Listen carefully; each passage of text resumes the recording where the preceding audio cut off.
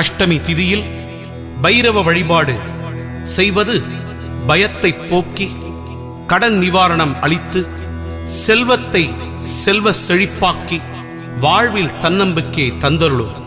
இந்த நாளில் மாலை 4:30 மணி முதல் 6 மணிக்குள் திருவிளக்கேற்றி வீட்டிலேயே இந்த பைரவர் போற்றியை சொல்லலாம்.